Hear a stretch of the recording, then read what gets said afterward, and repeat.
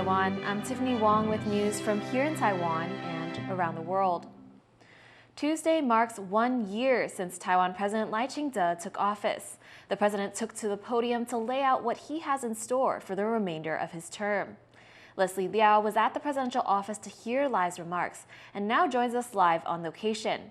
Leslie, what were some of the main points in Lai's speech? Well, Tiffany, as the saying goes, it's all about the economy. President Lai spent a good portion of his speech talking about economic issues, saying that Taiwan needs to wean off its reliance of being an export-driven economy, but also saying that Taiwan needs to expand into different markets. President Lai also said that he'll make Taiwan's interests the highest priority in ongoing trade talks between Taiwan and the U.S., and that he's going to establish a sovereign wealth fund. Lai also spent a lot of time talking about domestic issues, focusing on things like climate change, healthcare, and social stability. He committed to the government's goal of Taiwan becoming a net zero carbon emitter by the year 2050, and he also pledged $33 billion in investment in Taiwan's green energy sector by 2030. On the healthcare front, Lai says he will continue to support programs like disease control and cancer treatment. Lai consistently called for democracy and unity throughout his speech, saying that Taiwan's democratic system is one of its most treasured qualities. Have a listen. 我相信没有任何一个台湾人会放弃民主自由的生活，也没有一位总统可以背离民主自由的价值。 Now, one topic that was notably missing from Lai's speech is China. Lai has made countering Chinese infiltration and strengthening Taiwan's defenses against threats from across the strait a priority in his first year in office. But he sidestepped that issue in his speech today, instead only saying in a question and answer session after his speech that he's willing to talk to China, but only on equal footing. So, Leslie, you said that unity was a big focus of Lai's speech. Why is that? Well, Tiffany, Lai's 1 year comes as there are steep divides between Taiwan's ruling and opposition parties. Most recently, there's a sticking point, and that's a $13.5 billion special budget that the ruling Democratic Progressive Party's cabinet wants to pass. Initially, this bill was packaged as a response measure to U.S. President Donald Trump's potential tariff levies on Taiwan, but it has since expanded to include items like defense and a $3 billion subsidy for Taiwan's main energy provider, Taipower, and that all ties into President Lai's speech about societal stability.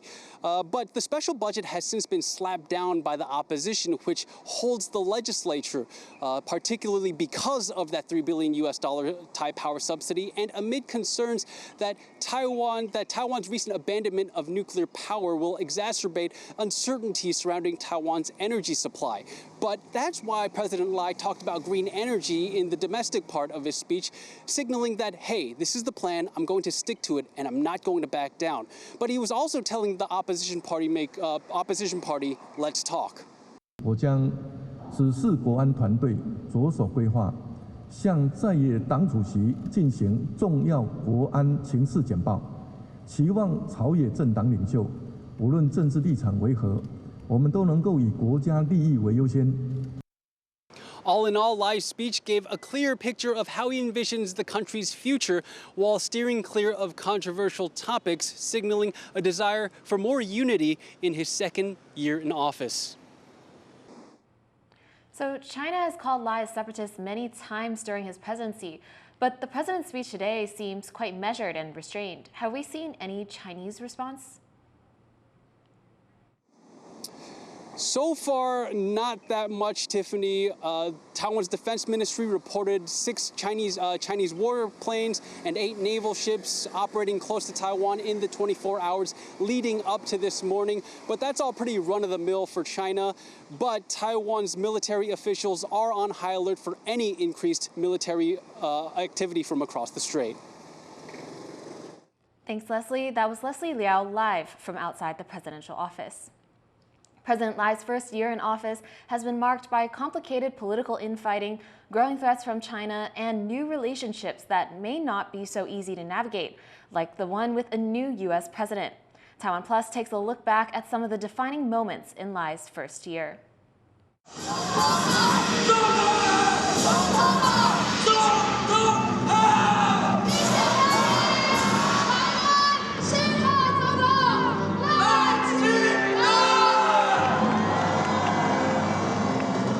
A historic win. On January 13, 2024, Taiwan chose Democratic Progressive Party candidate Lai Ching-te to lead the country for the next 4 years as its fifth directly elected president.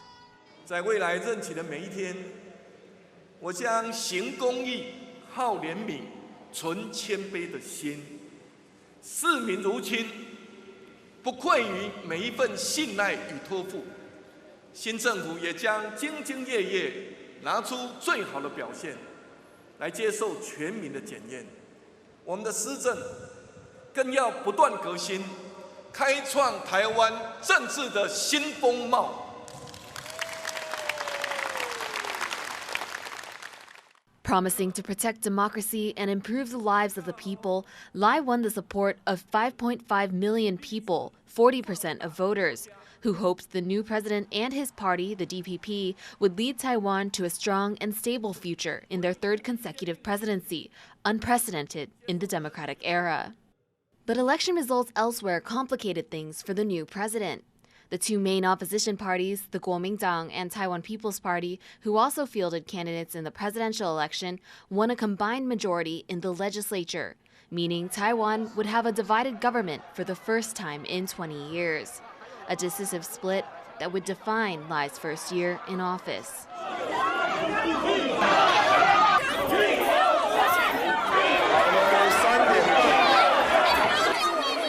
Days before Lai took office on May 20th, 2024, fighting had already broken out in the legislature over controversial amendments proposed by the opposition that would change the dynamics of power between lawmakers and the presidential office, spurring tens of thousands of protesters to gather outside the legislature.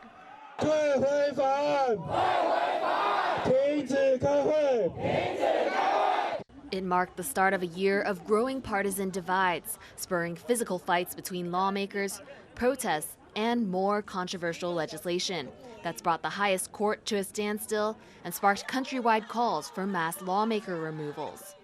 Lai's administration has also been plagued by increasing threats from China, including frequent incursions into the air and waters near Taiwan, and a record number of Chinese espionage cases within Taiwan's active and retired military ranks.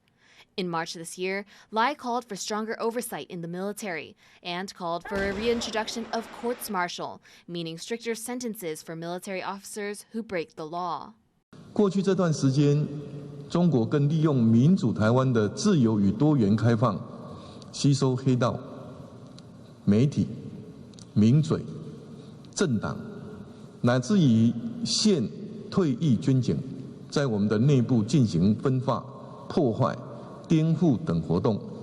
Since then, the government's cracked down on what it calls societal infiltration, including celebrities going to China and Chinese influencers living in Taiwan who create content seen as promoting unification by force.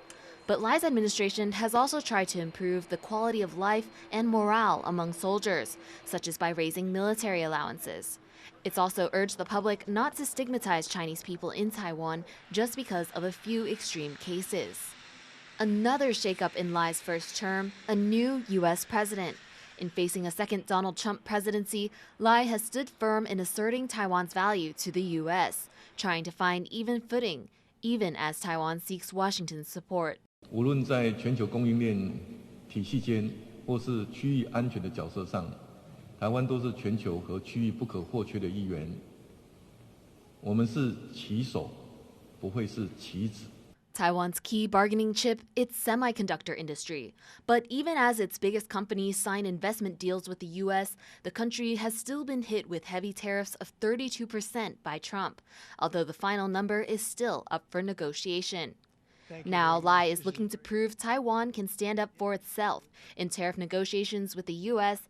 and in ramping up defenses against China, while also proving his strength as a leader and breaking the current domestic political impasse. Tall orders that many in Taiwan are concerned about.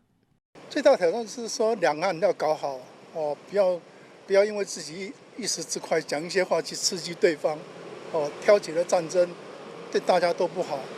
希望他呢尽量把头脑用在经济方面，不要去搞这些政治什么大罢免啊，什么一些政治这些，我觉得不必要。你可以看到在网络上，大家都是不认同对方的意见也就算了，但是会开始任意的去批评啊，会去批斗啊。那我觉得这样子的情况，对于他未来要执政3年那么长的一段时间来看，后面会不会产生一些更激烈的？可能我都会觉得是一个比较不好的状况，所以我还是希望他可以多少要负起说去平息百姓的这种群起激愤的这种心态的一个责任吧。对，我觉得我们最近好像在谈会探讨到关税啊，然后一些年轻人外来的出入啊，对，所以会希望。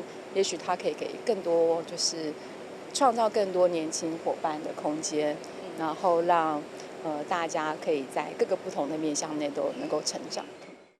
As Lai's first year in office comes to a close, he faces a mounting list of challenges, shouldering the hopes and futures of the 23 million people in Taiwan for the next 3 years. Kama Shi and Tiffany Wong in Taipei for TaiwanPlus. U.S. President Donald Trump says Russia and Ukraine will immediately start negotiations towards a ceasefire after holding a lengthy phone call with Russian President Vladimir Putin. We just spent 2.5 hours talking to Vladimir Putin, and I think some progress has been made. It's a terrible situation going on over there. 5,000 young people every single week are being killed. So hopefully we did something. Putin praised the phone call, saying all parties were on the right track, but added that several conditions need to be met for any ceasefire. Meanwhile, Ukrainian President Volodymyr Zelensky, who also spoke to Trump, stressed that high-level talks with Russia must include the U.S. and European Union countries. Ukraine's European allies have threatened sanctions against Moscow if Russia does not agree to a ceasefire immediately. Police are treating a car ramming in New Taipei that killed 3 people, 2 of them young girls, as suspected negligent homicide. 12 others were injured in Monday's crash that saw a car slam into pedestrians at an intersection near an elementary school. Police say the driver, a 78-year-old man who was also injured, showed no signs of alcohol in an initial blood test. But they have confirmed he was involved in a similar incident in 2020 when he hit a pedestrian on a sidewalk. The crash has triggered shock across Taiwan.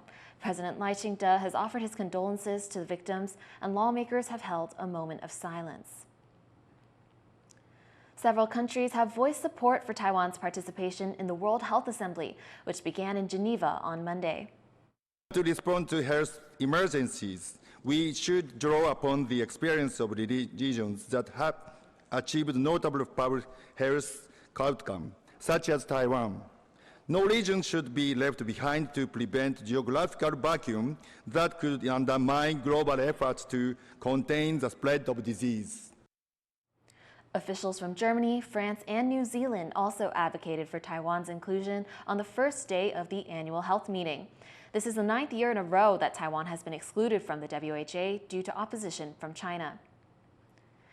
Thank you for watching What's Up Taiwan. I'm Tiffany Wong. Take care and see you next time.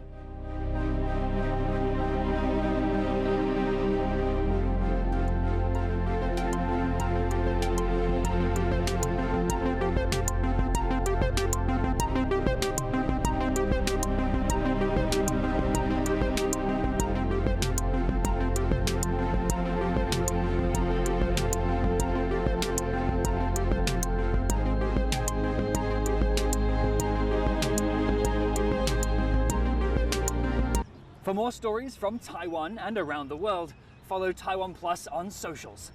Pika!